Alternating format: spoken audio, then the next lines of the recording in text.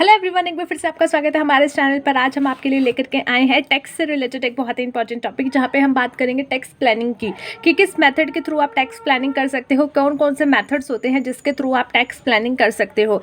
तो यहाँ पे जो है टैक्स प्लानिंग के हमने 4 मेथड देखे हैं, ऐसे 4 मेथड जो कि बहुत ज़्यादा पॉपुलर और बहुत ज़्यादा जो है यूज़ में आते हैं। तो आज की इस वीडियो में हम इन्हीं 4 मेथड्स के बारे में डिस्कस करेंगे और साथ ही साथ देखेंगे कि इसके एग्जाम्पल क्या हो सकते हैं, कौन सी सिचुएशन में ये आपके एग्जाम्पल बन सकते हैं।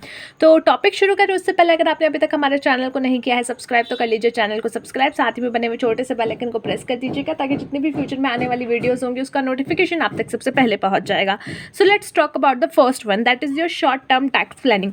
कई बार क्या होता है कि आप जो है अपने इनकम अर्न कर रहे हो, जैसे हम इसी साल की इनकम की बात कर लेते हैं। अभी जो साल चल रहा है वो है आपका 21-22, जो कि 31 मार्च, जो कि आने वाली 1-1.5 हफ्ते में खत्म हो जाएगा। तो 31 मार्च 2022 में ये पूरा आपका जो ईयर है, जो ये पूरा साल है, वो आपका खत्म हो जाएगा। और इस साल में आपने जो जो इनकम कमाई है, जो अपना लेखा जोखा रखा है, वो आपको नेक्स्ट ईयर में, यानी कि नेक्स्ट जो आपका ईयर होने वाला है, जो आपका साल होने वाला है, उसमें आप जो है पेमेंट करोगे। वो साल आपका हो जाएगा असेसमेंट ईयर और ये साल आपका हो जाएगा प्रीवियस ईयर। तो ये प्रीवियस ईयर जो साल आपका हो जाएगा आने वाले कुछ 1-1.5 हफ्ते में, तो उस साल आप क्या करोगे, इस साल में जो जो इनकम कमाई है वो देखोगे और उस पर गवर्नमेंट को टैक्स भरोगे। तो ये होता है आपका नॉर्मल सिचुएशन। अब कुछ ऐसे महान लोग होते हैं जो कभी भी अपना टैक्स बचाने के लिए कुछ भी इन्वेस्टमेंट नहीं करते हैं, या फिर उनको बाद में ध्यान आता है कि भैया ये तो गड़बड़ हो गई, इस साल जो है हमारी इनकम जो है एक प्रिस्क्राइब्ड लिमिट जो कि गवर्नमेंट ने तय की हुई है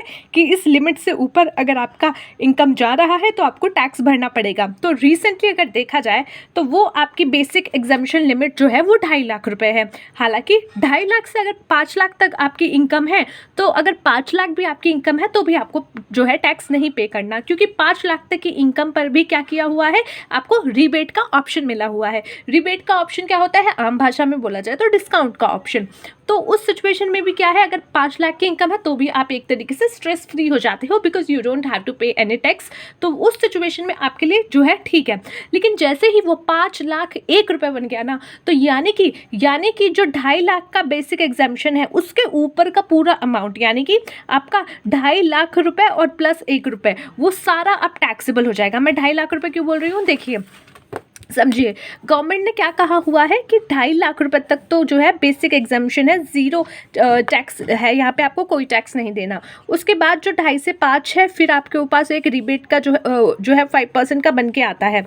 नेक्स्ट आपके पास बनता है 5 से जो है आपका जो 7.5, अगर न्यू स्कीम में देखो और पुरानी स्कीम में देखो तो 10 का। तो ये पूरी जो है उन्होंने इस तरीके से स्लैब बना रखी है। अब क्या बोला गया है गवर्नमेंट के द्वारा, क्या बोला गया है हमारी फाइनेंस मिनिस्टर के द्वारा, कि अगर आपकी 2.5 लाख से नीचे है तो किसी को भी टैक्स नहीं भरना, कोई दिक्कत नहीं है। 2.5 से 5 है तो जितना टैक्स यहाँ पे बनता है, जो कि आपका बनता है 12,500 रुपये, तो मिनिमम जो 12,500 रुपये बनता है, ये पूरा का पूरा हम आपको डिस्काउंट दे देंगे, आपको कोई टैक्स नहीं पड़ना। लेकिन जैसे ही वो 5 लाख 1 रुपये हो गया, तो इस इनकम पे भी टैक्स होगा और यहाँ की जो आपने इनकम कमाई है उस पर भी टैक्स होगा। तो ये आपका जो है बोला गया है इनकम टैक्स में। तो अब इस सिचुएशन में जैसे ही आपकी इनकम 1 रुपये बढ़ गई, या मान लो किसी की इनकम 5,000 रुपये ज़्यादा हो गई है, 5 लाख से ऊपर, तो उस सिचुएशन में अब वो बेचारा तो सोचेगा ना कि यार ये मैं 5 लाख रुपए अगर इन्वेस्ट कर देता ऐसी जगह जिसमें मुझे डिडक्शंस अवेलेबल हैं, तो वो डिडक्शन क्लेम करके मेरी नेट इनकम जो है वापस आ जाएगी 5 लाख पे। और 5 लाख पे आते ही मेरा जो हो जाएगा टैक्स फ्री हो जाएगा, क्योंकि मुझे टैक्स नहीं भरना पड़ेगा, मुझे डिस्काउंट मिल जाएगा। जो है अंडर सेक्शन 87A के तहत जो है मुझे वहाँ पे रिबेट मिल जाएगी। तो अब ये जो प्लानिंग की जा रही है वो क्यों की जा रही है, कि आपका जो आपने इनकम कमाई है उस पे जो है टैक्स को बचा सको, यानी कि टैक्स को कम कर सको। ये इलीगल तरीके से नहीं कर रहे हो, ऑब्वियसली पूरा गवर्नमेंट ने बोला हुआ है कि आप इधर इधर अगर अपना पैसा डालोगे तो आपको जो है हम एग्जाम्पशंस अवेलेबल कराएंगे, हम आपको जो है एक डिडक्शंस अवेलेबल कराएंगे।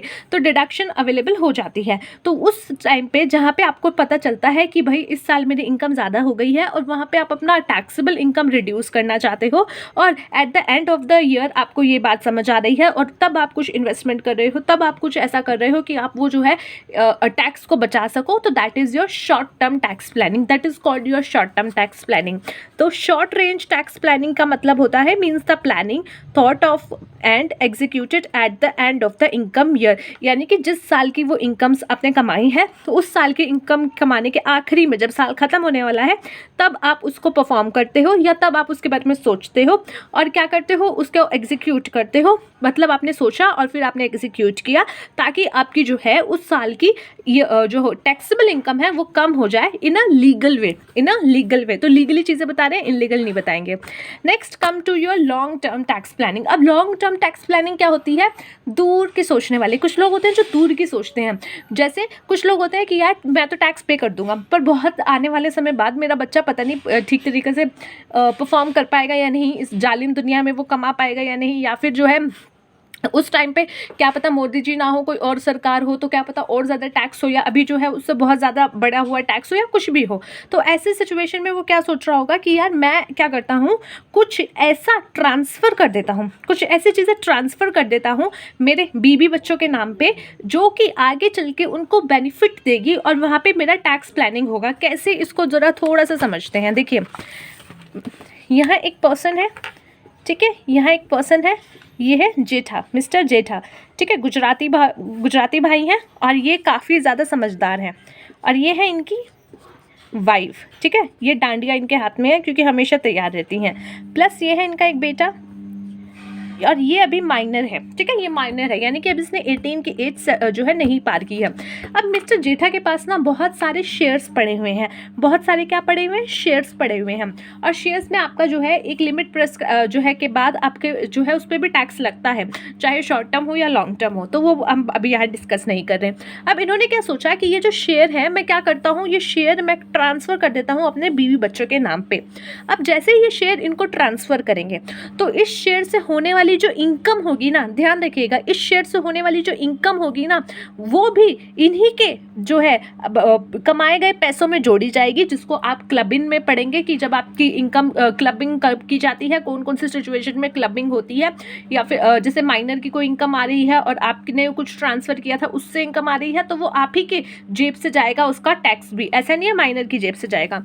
तो यानी कि इस शेयर जो आपने ट्रांसफ़र किया है किसको, अपने बीवी बच्चों के नाम को, तो उससे होने वाली जो इनकम होने वाली है उसका टैक्स भी जो है जेठा जी को ही भरना पड़ेगा उसी साल जिस साल वो अपनी इनकम भर रहे होंगे, इनकम पे रिटर्न भर रहे होंगे।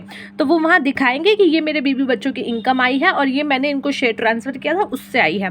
लेकिन फ्यूचर में यानी कि आने वाले समय में क्या हो जाएगा कि अगर मान लो जिस कंपनी के ये शेयर है वो कंपनी बोनस शेयर इशू कर देती है, बोनस शेयर इशू कर देती है, तो वो इनकम जो है टैक्सेबल जो होगी वो इस बच्चे के हाथ में ही होगी।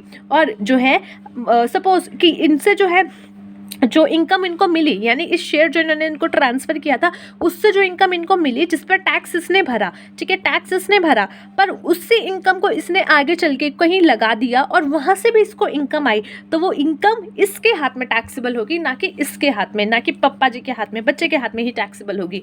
तो ये एक ऐसा प्लानिंग जहाँ पे आप दूर की सोच रहे हो और तब आप जो है ऐसा प्लान कर रहे हो। और इस सिचुएशन में नॉर्मली क्या होता है कि आप ट्रांसफ़र कर देते हो कुछ ऐसी चीज़ों को जो कि आपको फ्यूचर में जाकर के लॉन्ग टर्म का टैक्स बेनिफिट प्रोवाइड करती है, ठीक है। आई होप आपको थोड़ा सा क्लियर हुआ हो। Means a plan classed out at the beginning और the income year to be followed around the year, ठीक है, यानी कि आपने या तो शुरू में कर दिया या फिर बिगिनिंग जो है मिडिल में कर दिया आपके साल की। This type of planning does not help immediately. अब हेल्प इमीडिएटली यानी कि इस तरीके की प्लानिंग आपको तुरंत जो है हेल्प नहीं करेगी, इमीडिएटली हेल्प नहीं करेगी as in the case of short range planning, but is likely to help in the long run, ठीक है। जैसे शॉर्ट टर्म प्लानिंग में जो है आपको तुरंत हेल्प कर जाती है, जैसे कि शॉर्ट टर्म प्लानिंग का एग्जांपल ले तो पीएफ में आपने पैसा डाल दिया, ठीक है, या फिर आपकी होती है ना इक्विटी लिंक्ड कुछ पॉलिसीज होती हैं, वहाँ पैसा डाल दिया तो आपको उस टाइम पे बेनिफिट मिल जाएगा उस साल का।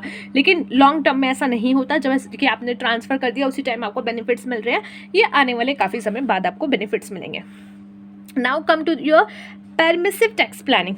परमिसिव टैक्स प्लानिंग का मतलब है कि ऐसे प्लान्स बनाना जहाँ पे आप जो है कुछ जो प्रोविजंस अवेलेबल है लॉ के अंदर, अलग अलग प्रोविजंस, जहाँ पे आपको कुछ ऐसी इनकम्स बताई गई हैं जो कि स्पेशल इनकम्स होती हैं, और वहाँ पे आपको एक तरीके से एग्जेम्प्टेड इनकम होती है। जैसे कि सेक्शन 10 की इनकम्स ले लीजिए, सेक्शन 10 सबसेक्शन 1 की जो है वो ले लीजिए। तो उस सिचुएशन में क्या होगा, इन सिचुएशन के तहत आप देखते हो कि कौन से सेक्शंस ऐसे अवेलेबल हैं जहाँ पे आपको इनकम पे कम टैक्स देना पड़ रहा है, या फिर वो जो है एग्जेम्प्टेड है, और वहाँ पे एक तरीके से अपना जो है अमाउंट डाइवर्ट करने की कोशिश करते हो। Means making plans which are permissible under different provision of the law, such as planning of earning income covered by section 10। यानी कि आप प्लान कर रहे हो कि मैं ऐसे इनकम अर्न करूं जो कि कवर्ड है किसके अंडर, सेक्शन 10 के under, specially bye section 10 subsection 1, specially section 10 और सबसेक्शन 1 वाली। Planning of taking advantage of different incentives and deduction, planning for availing different tax concession, etc.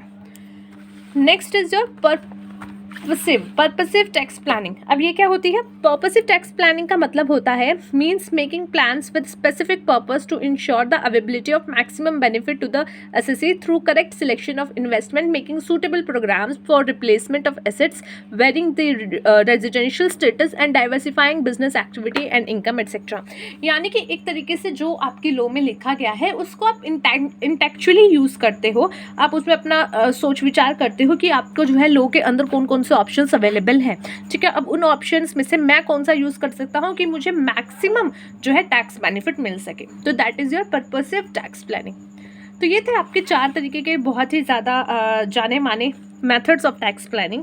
ठीक है, short term tax planning, long term tax planning, permissive tax planning and purposive tax planning.